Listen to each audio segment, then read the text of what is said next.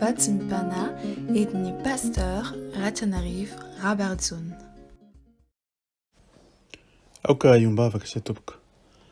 Ry Andriamanitra raisanaka fanay masonao mbola midera sy mankalaza mivonahitra anao zay rahatratra indray zao maharaina izao. Inao tokoa no namoanay tamin'ny toromaso mpahafatesana ka mbola afany indray miatrika ty andro ty tompo ambany fitarian'ny fanainao masina. Mangataka tsy tapaka ny fanainao masina Jesosy mbo aminay ary dia ny fanadiovanao amin'ny rano sarobidy aminay koa ahafahanay mitoetra eo ambany elatra ny fahasoavanao. Talaoso miangavanao Jesosy manalo. Fanainao masina mahery taritarana anay, ampahery anay ary any koa anolo-tsaina anay, ahafantaranay ny marina rehetra ary toeranay eo ambany elatra ny fahasoavanao. Misaotra Jesosy noho ny famindramponao sy ny fampianakoloka tolotrao ary mankasitraka anao koa ny amin'izany fanainao masina izany izay taratarana anay amin'ny andro ity. Mba ho voninahitra ny fiainanay isan'andro. Jesosy manalo, raiso ny haja ny saotra ny voninahitra ny fankalazana anaotra amin'ny taloha indrindra ankehitriny ary aritra ho mandrakizay izany. Aleluia. Amen. Mbola amintsika mandrakarivany ny fahasoavana mba ampiadana avy amin'Andriamanitra raintsika sy Jesosy Tompo ara ny fampiraisana avy amin'ny fanahy masina. Amen. Hoy ny teny Tompo araka izay voalahatra ao amin'ny bokin'ny Kolosiana 4:12. Amin'ny anaran'i Jesosy. Mitafy famindram-po sy fiantrana, famiram-panahy, fanetrentena, fahalemem-panahy, fandeferana. Ary ihany koa ao amin'ny Hebreo 4:7 sy 9. Amin'ny anaran'i Jesosy. Koa araka nilazain'ny fanahy masina hoe anio raha mandre ny feno ianareo dia aza manamafy ny fonareo tahaka ny tamin'ny fikomina tamin'ny andro fakam-panahy tany anefitra. Amen. Hoy ny Tompo Jesosy, raha mbola tsy eo anatrehan'ny zanako, eny raha mbola tsy tonga tahaka ny tonga ankehitriny aho, raha mbola tsy nisy tokoa vanim-potoana tahaka izao dia an-tany ary tsy hisy intsony dia izay ny zava-misy ankehitriny. Izany hoe mbola tsy nisy teo amin'ny tantarany ty tany izay diavintsika ty, tantaran'ny olombelona, tsy mbola nisy hatramin'izay fanatrehana izay avolenta, izay ny koa fanatrehana izay mitondra hafatra sy hery tahaka izao vanim-potoana iainantsika izao. Mampianatra antsika ny Tompo fa misy fotoana voatondro any zavatra rehetra ao amin'ny tanjon'Andriamanitra. Misy antsipiriany tsy tambosaina izay tsy maintsy apetraka mba hatanteraka ny tenin'Andriamanitra amin'ny fahitsiana sy ny fahamarinana tanteraka. Fa hoy ny Tompo Jesosy, nampianatra anao fa ny fakana toerana no zava-dehibe indrindra. Aiza ny toeranao, inona no tena hevitra ao anatinao indrindra lalina ankehitriny dia aoka ho tanteraka aminao izany. Tsy zava-boarin'ny forona fotsiny araka endrik'Andriamanitra ianao ny Tompo mba hatanteraka ny tanjonao ety ambony tany, fa ena kosa dia efa voalahatra sy natao ho olona izay miavaka satria manana ny fanahiko dia ilay fanahy masina natolotro. Mbola tsy tonga amin'izay fahavitana tanteraka anefa izao fotoana izao hatanteraka ny tanjoko, hoy Jesosy, fa mbola eo-pimanana aho.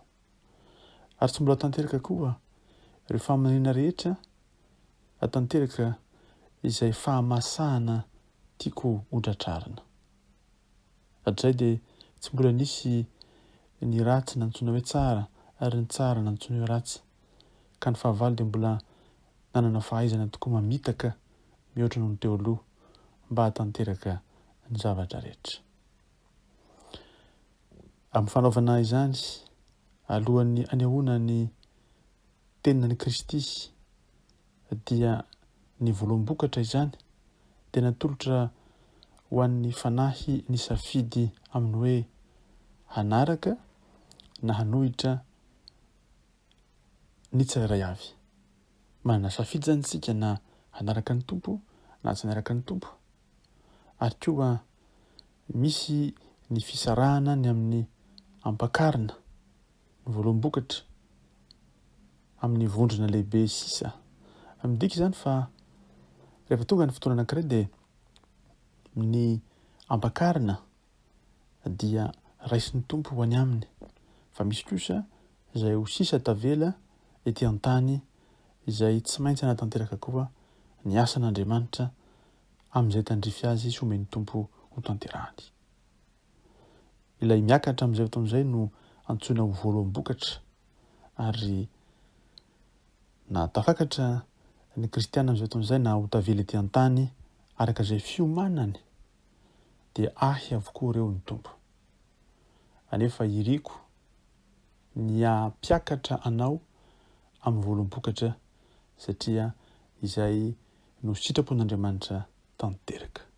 Midika izany fa mila miambina isika sy mitandrina isika ary koa manoha an'Andriamanitra isika manatanteraka izay sitraky ny fony rehetra mba hahatonga antsika ho vonona tsara amin'izay fotoana fampakarana izay. Hoy ny tompo, lazaiko aminao fa tapitra ny fiandrasana fa miditra an-tsehatra kosa hanambara ny ratsy aho. Ary efa vonona ankehitriny ny fananako mba ho sitraky ny tompo, handray ny mpanjakanareo sy ny mpampakatrareo dia ho avy aho araka ny sitrapon'Andriamanitra ray. Eny tokoa efa voazatoetra sy voadio tamin'ny afo ny ampakarina dia amin'izay fotoana izay ho tanteraka ny sitrapon'Andriamanitra. Noho izany, hanana tafika iray izay ahafahako maneho ny tenako aho rehefa manafika ny tany tokoa ny fanahiko ka mipidina ny fanjakana ety an-tany. Ny zavatra rehetra eto ambonin'ny tany tahaka ny an-danitra araka ny vavaka izay nampianarina anareo. Midika izany fa ny sitrapon'Andriamanitra dia ny mipidina ny sitrapony ho amintsika ety ambonin'ny tany, hatanteraka ny sitraky ny fony ety ambonin'ny tany. Ary natoinina fisehoan-javatra ny sitrapon'Andriamanitra dia tia no tanteraka ety ambonin'ny tany. Ary izay le fanovana tian'Andriamanitra ho tanteraka, izay le fanaovana ny fitafiana izay atolotry ny tompo amin'ny fotoana, izay ilay ahatonga antsika ho tena fitaovana mahomby hitory ny filazantsara ety ambonin'ny tany. Ho tanterahantsika izany mandra-piverin'ny tompony amin'ny raha lanitra ka hiakarantsika miaraka mankany amin'ny fanjakany araka izay tenen'Andriamanitra sy ny fahavononantsika. Misy tokoa izany izay ho vonona, misy tokoa izay niomana sy nitandrina dia ho raisin'ny tompo ho any amin'ny mandrakizay. Misy kosa no tavela satria tsy niomana, na ihany koa ho avelan'ny tompo satria misy iraka mbola mpanaoviny azy ety ambonin'ny tany. Natoinina fisehoan'ny zavatra, ny zava-dehibe dia ny fiomanantsika mandrakariva sy ny fanatanterantsika ny sitrapon'Andriamanitra satria efa nitombotra ny fotoana. Hoy Jesosy amin'ny fanaovana izany rehetra izany dia ariary ny maizy azy ny zavatra rehetra. Ny ratsy dia tsy hanana toerana hiafenana amin'ny fanatrehan'ilay zaho lehibe dia ny Andriamanitra rehetra izany.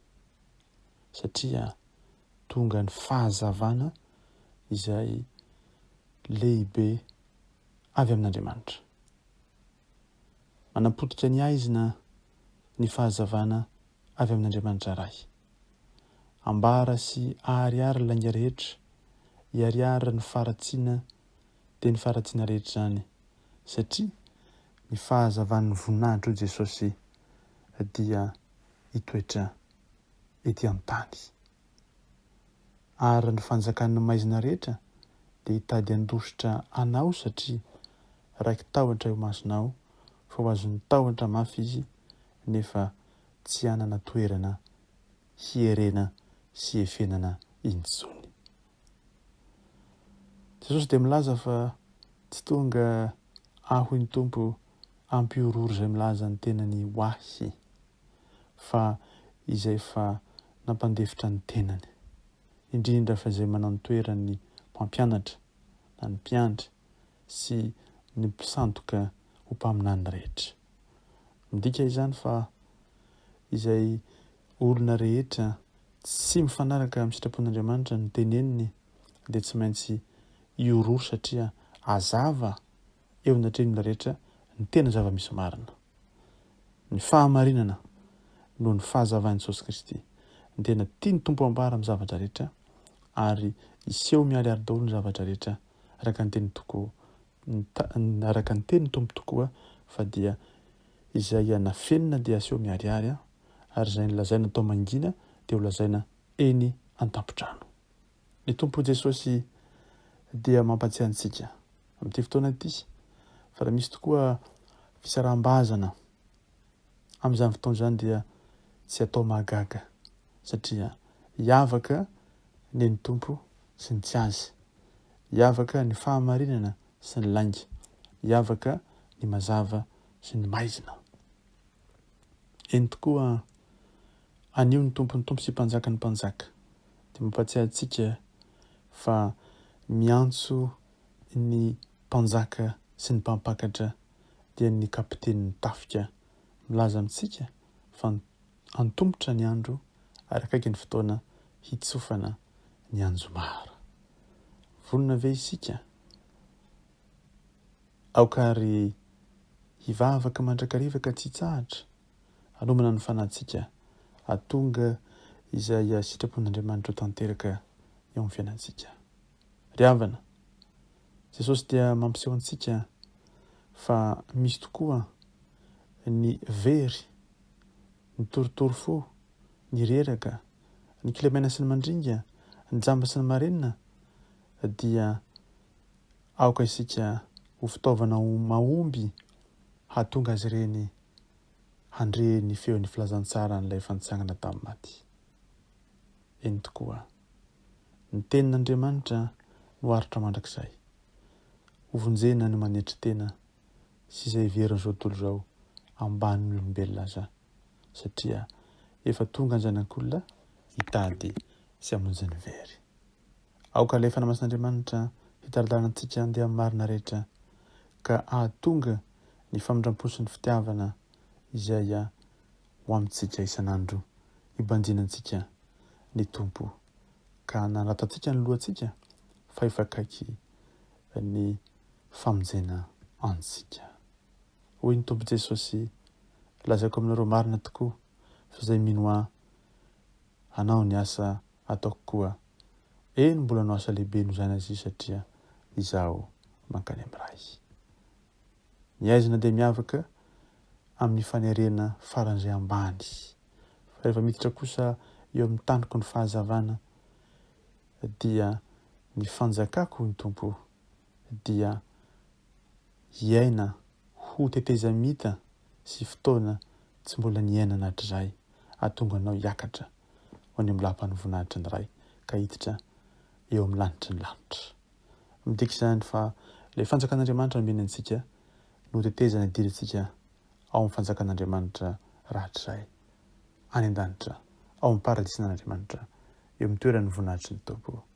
Maharay izaho dia mahatanjaka aza matahotra ny vadi-po eo any fitian'ny tompo amin'ny herin'ny faherezany hahatonga ny sitrapony rehetra ho tanteraka eo amin'ny fiainantsika amin'ny atsipiriany any eo am-pitso ary mandrakizay.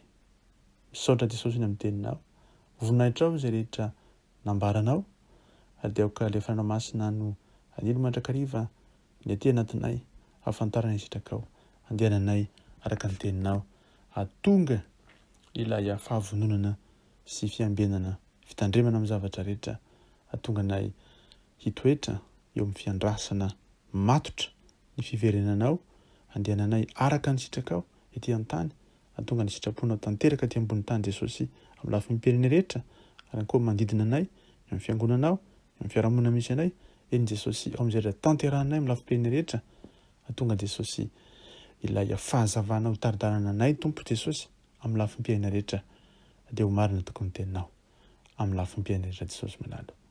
Tompo Jesosy ho miasa mahery avy efa ny masinao tarafo amin'ny tara-pahazavanao ny fananay ny fonay ny sainany tenanay andehananay araka ny sitraky ny fonao. Atonga anay Jesosy ho vonina tsara, hanao ny asa tsara rehetra ho voninahitra ao. Midera ilay aza ny saotra ny voninahitra dia hoanao Andriamanitra raizana kafany masina. Fa aminay kosa ny fitahiana dia ny fahasoavana Jesosy Kristy ny fitiavanao Andriamanitra ray, ny hery sy ny fampiraisana avy amin'ny fany masina. Aleloia.